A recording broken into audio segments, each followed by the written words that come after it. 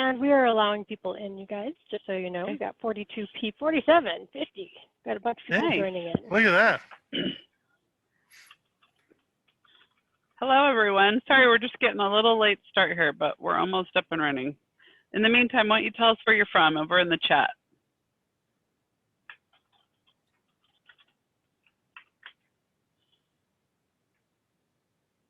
We had a lot of people register for this, John. I saw that. Nice. Got a lot of people at Texas, Poland, Connecticut, North Carolina, Michigan, Missouri, California. Okay. Thanks, everyone, for being here. Jennifer's going to pretty much take it from here and introduce John, and we'll get started here. Hey everybody, thanks for joining us. Today's webinar is combining and splitting client files in HawkSoft. We are having a little bit of technical difficulty this morning, so I'm going to be running the slideshow and John's going to be doing the presentation. So please forgive us if we're not quite as smooth because we didn't practice like that. And Amelia Yak is on with us. She's the HUG Executive Director, and I'm Jennifer Thompson, and this is our contact information. So if you ever have questions about HawkSoft user group specifically, you can reach out to one of us. And we want to remind you to go check out our HUG website, which is hawksoftusergroup.org. And you don't have to join anything in order to access the area called resources, which is located at the top of the website. And that's where you can check out our knowledge library and all of our templates and see our recorded and upcoming webinars. And we also encourage you all to join our HUG Facebook page. That's where you can post questions to other HawkSoft users and respond to their questions or their comments. It's a very interesting, interactive place to talk with other people who are working in HawkSoft. And I guess one of the other things that's very underutilized on that page, there's a section that's called More. And if you go to Files, there are a bunch of things that users have added themselves that are out there to be shared with you. And during the webinar, everybody is muted, but we ask you to put your questions into the Q&A area, not the chat. If you just want to chat with us or make a comment about something, the chat is perfect for that. But if you want to actually ask a question of John, we'd like you to use Q&A. It just helps us manage the questions and make sure that we address all of them. If you're having any problems hearing through the speakers, we would ask you to call in on the phone for audio rather than listening through your computer. And last but not least, we are recording this webinar. So if you need to step away or for any reason or drop off because something's going on in your office, feel free to do so. We will send you a link to the recorded webinar within 24 hours.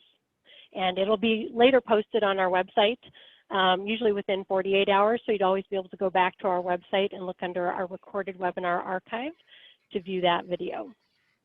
And today we have John Barnes, who is our Department Manager of Product Support, doing our presentation. And John, welcome. Thank you very much, Jennifer, and welcome to everybody from, it looks like, all the corners of the continental United States and beyond. Thank you for taking some time out of your day to join our presentation. It will be succinct, I hope, and we'll definitely have time at the end of the presentation for questions into anything specific you may have. Next slide, please. So I recently gave this same topic at our HUG in Orlando, and so started out with some questions for group interaction. So what we'll probably just do is pause as you guys can, if you wanted to type into the chat or the Q&A, but started out with, why would you want to split or merge a household? And then, oh, I'm sorry, these are not questions. This is the agenda. We're going to go over why would you want to split or merge a household? And then obviously, how do you split? And then how do you merge someone from a household? The next slide has the question for the group. Oh, we're just going to do it. So these are some of the things I came up with for, what are some reasons to combine a household? Obviously, when two people get married, you're going to want to combine them into the same household. Cohabitation, in some states, they do require roommates to also be listed. A child moving back home or parent moving in, because let's face it, in this day and age, we are seeing a lot more of multi-generational households becoming a thing again. And next slide. And what are some reasons to split a household? Sadly, divorce, end of cohabitation, or a child moving out.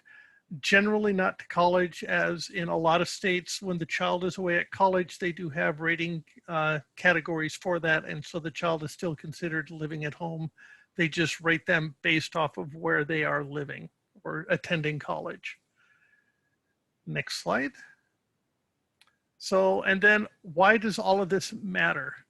For all of these and more, you want to keep the household showing correctly and the risks within the household for proper exposure ratings. Rates are affected by the exposure in the household. They will rise and fall based on who's in the household.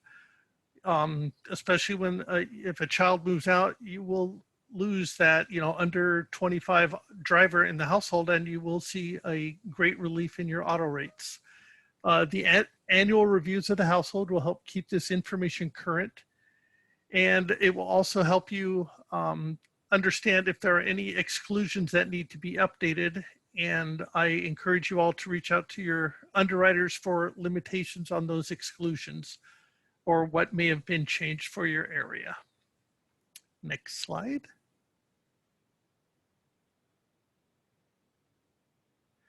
So I start out with showing you how to split somebody from the household. So here on the screen, you can see that there are a couple of screenshots of what a client file looks like. So the first thing that you want to do is you want to create a shell of the client that is moving from the household. So here we're using Billy Bob last name. So we first started out with Billy Bob is moving out of Larry and Lucy last name. And the reason we have to create a shell household for him or her, whichever the case may be, them, that you want to give a target for once you start adding the policies to the new household.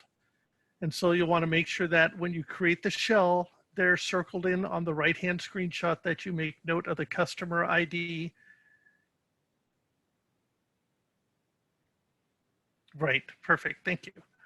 And then next slide.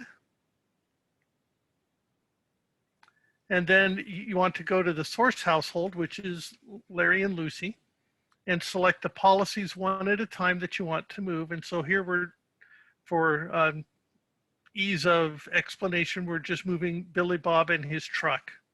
I think it's truck out. And to access that menu, you would, from Larry and Lucy's household, you would highlight the policy you want to move, and then go to Action, Internal, Move Policy, and then this is where you want to select the destination household, which is what we wrote down from the prior screen. It makes it much quicker to find the household. When you are selecting the destination household, you can look it up by name, but since you just created it, the number is much easier to find it by. And most of the time you do want to archive the policy that you are moving in the source household, because it no longer needs to be tracked there as it is moving into Billy's new household. Next slide. And then depending on your agency, but we always strongly encourage that you make log notes to give a description of why you split the insured or insureds out of a household, as this may be valuable information in the future. Or if, say, Billy comes in to make a payment and you're not in the office, and one of your office mates needs to assist you with taking that payment, and all of a sudden they go to Larry and Lucy's household and they're like, Billy's not in here. And it just makes it easier to understand why Billy got moved out of the household. Next slide, please. And now we just look at the split. I'm sorry, not the split. The opposite of a split is a merge. And so how do we merge them? Again, we want to go to the destination household where, in this case, we're just going to keep with Larry and Lucy. And we want to get that household number, because if you know that customer ID, it's just much quicker when you're on the search screen to find them. Next slide, please.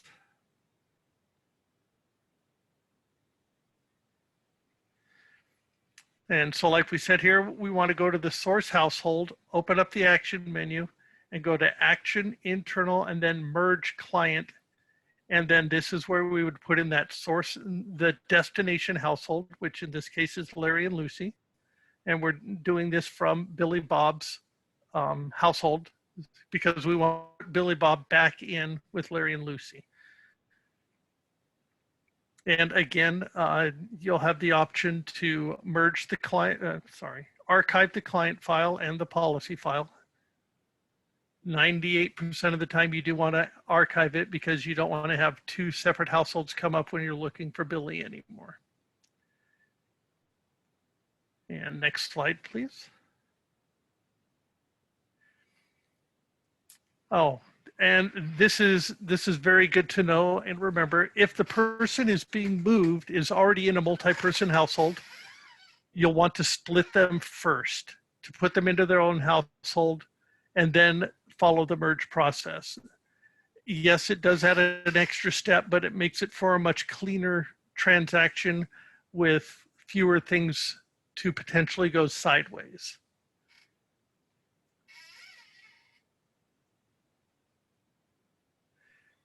John, we have a quick question for you. Yeah, of course. Tom McKee wondered, do the attachments follow the merging? As long as you check the box that says include attachments, yes, the attachments will follow the split, they'll follow the merge. As long as you check the box, they will tag along with them. Okay. And another question, Susan asked, can I move just one vehicle off a multi-vehicle policy? No, you will first have to split the vehicle into its own client tab and then move it over. Okay. Any other questions? You guys can just stick it in the chat or the Q&A section. It's working well. Thanks. We had somebody ask if, we have a few people ask if it's being recorded because you were going quick at the beginning, which is totally fine, but it is being recorded. You can go back and watch it, take some screenshots, and Jennifer will be sending it out, and we'll have it on our website as well later this week. Let me clarify one statement. There is a way to move one vehicle, but it's more difficult than just splitting the vehicle off to its own policy first. You could move the full policy over with the multi-vehicles, do not archive it, and then in the source household, remove the one vehicle you meant to move from the source household. And then when you go to the destination household where all those vehicles are, then you delete all the vehicles that you didn't want to move. And then just, leave the one you did. So then technically you can do it without splitting it to its own policy, but I would highly recommend you don't do it that, don't try and just move the policy with everything attached to it. Things might get missed.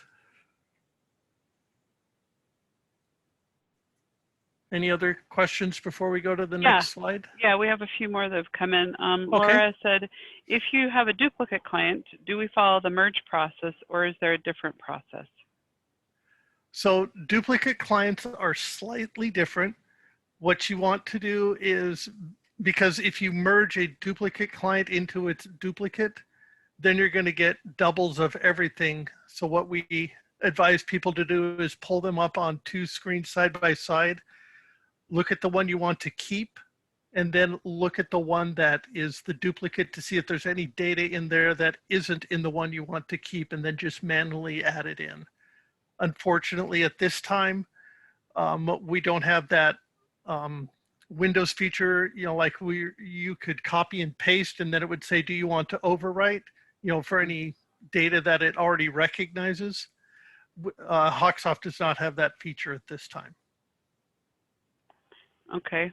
And another question from Dan. I think this is all one question, but split up, but it says, I need to move a complete tab from one HH to another because we rewrote a business that was sold to another name, and this tab was put in the old business HH rather than the new. Oh, household, sorry. Yeah. HH, household, sorry, my bad. I was like, HawkSoft? Okay, my bad, Dan. Can you tell I don't use HawkSoft that much in my own life? Dan, did you have John, did you follow that? Or Dan, did you have a specific different question? Okay. So Dan, if I'm understanding correctly, we'll just pretend here on the screen that's highlighted, you have the auto P in the wrong household. And you need to get it to move to the new household and not the old one. You would follow the same steps, except you wouldn't have to split anybody since you already have the household set up, you know, the new household where this 12 auto P would need to go. So from here, you would just go to File, Action, Internal, and then you have the Move Policy feature option.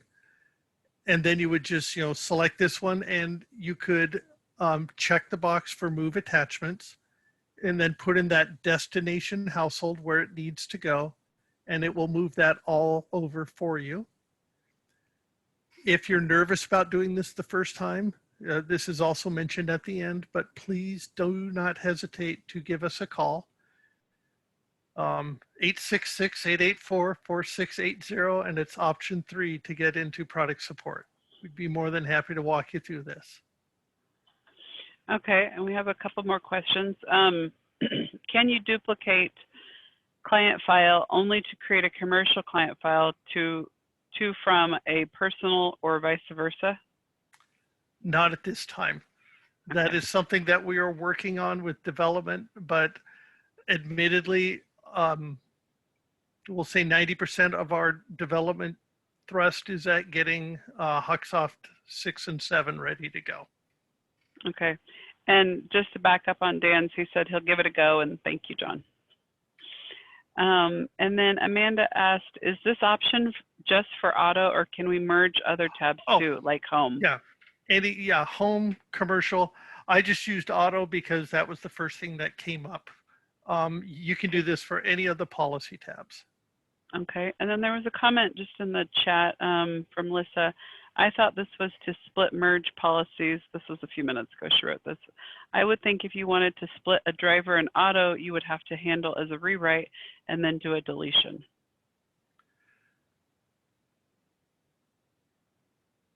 That depends on your underwriter, because when you move them into a new household, obviously, like we talked about at the beginning, the rating factors will change.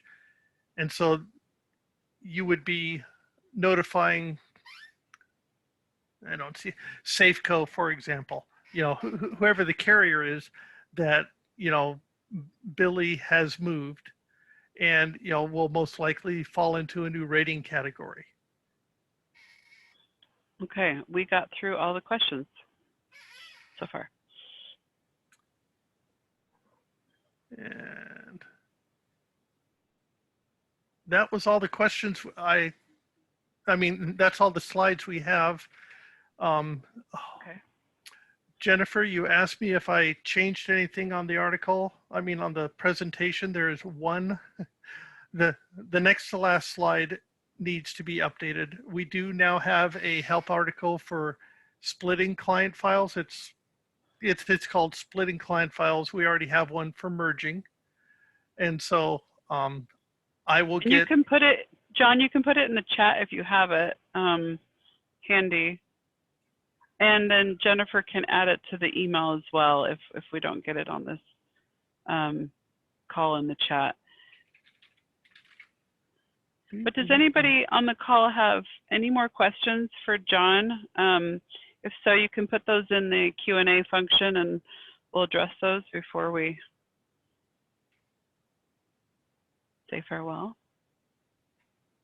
Don, I do have the system up. I don't know if there's anything that you wanted to show in the system. It'd be a little rough you trying to tell me what to click on, but we could do it if we needed to. Yeah. Did anybody have any questions that they would want to see acted out, so to speak? What is the phone number for assistance? I'm going to put it in the Oh, chat. It's also on the, I think, the last slide. Okay. It's got my contact information if needed. Okay. Oh, okay. There's one more thing. It's just our standard phone number of 866. Oh, perfect. Thank you, Amelia. Yep, it's in there now. And then Tom McKee put the article. Oh, Tom, I can't get to a link in the Q&A. So if you want to pop that over into the chat, you can do that. Yeah, I have to get to it a different way because our internal link is not working as expected. So.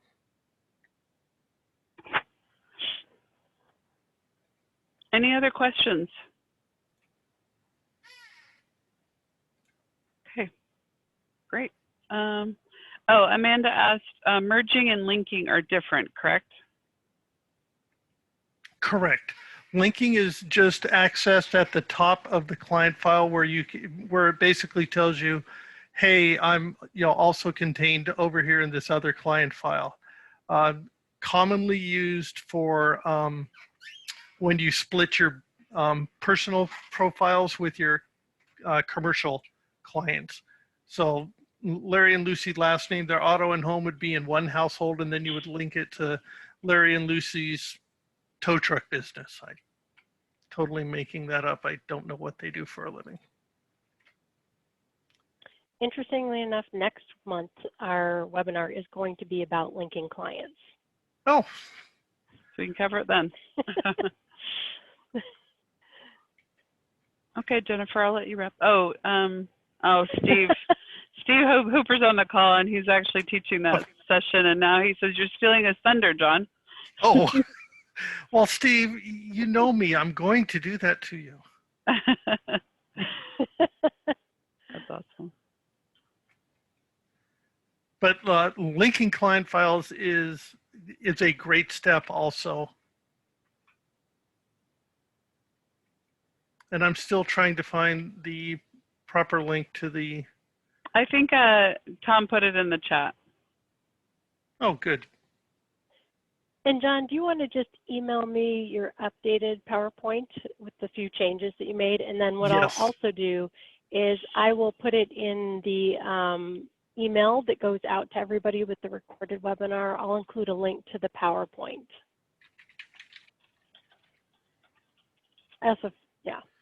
Okay, so now I have, so Tom was great and posted the merge.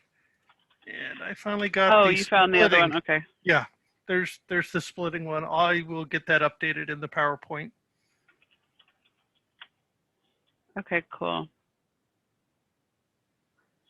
Okay. Was there any other questions from anybody? We don't have any more in the chat, in the Q&A section. You're just getting some thank yous now.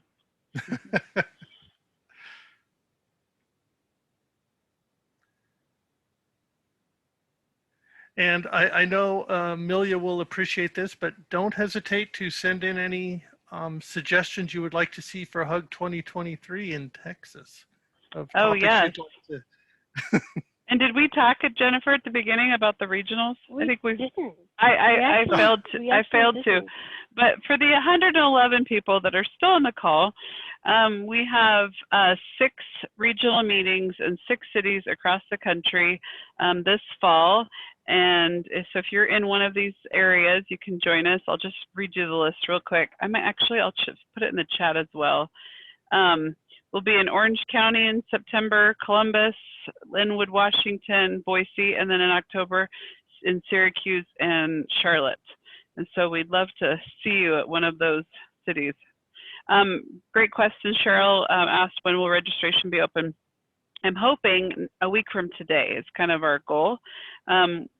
we've just been wanting to have a solid answer on the content for every city, and so that's been more nailed down this week, and so we should open that next week. We did open it for vendors last week because they care less about the content as much as the city and meeting you as well, and so that will be hopefully in the next week, if not 2 at the very most. And I think the cost will be $85 for those. And they will be kind of one-day meetings, like an 8 to 5 type of situation in almost every city. So hopefully we'll see some of you there. Any questions on that, I'm happy to answer in the next 3 minutes or 2.